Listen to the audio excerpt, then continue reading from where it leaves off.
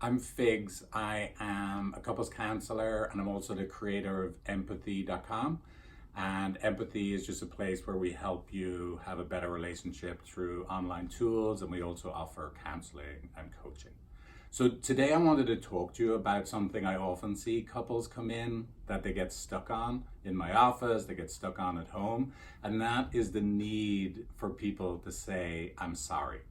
And so for me, I've always find this kind of tragic because in and of itself, an apology isn't actually worth very much. So here's the thing, right? An apology, just for a moment, imagine an apology is like a cherry on top of a cake.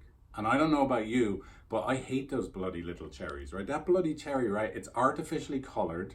It looks like crap. It tastes like crap. So why in the name of God would anybody be stressing so much whether they have their little red artificial cherry or not?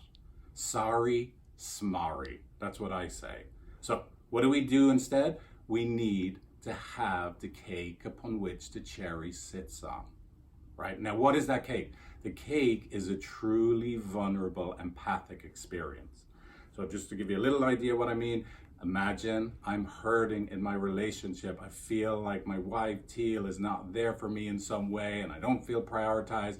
It feels, ouch, it hurts. Now, I'm able to tell her and she's able to feel it in her body. Oh my God, it totally makes sense that you're hurting, Figs. And because I love you so much, I'm hurting too. And I actually see and it makes sense why you'd be hurting like that.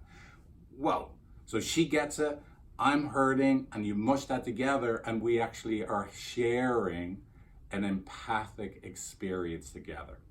From that empathic experience, we can really feel connected again.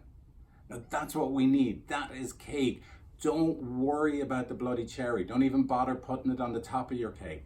Although, if you want to put a cherry on top of your cake and apologize after that, brilliant. But the hard work you'll have already done by having the empathic experience. So remember, sorry, smarry. We need empathy instead.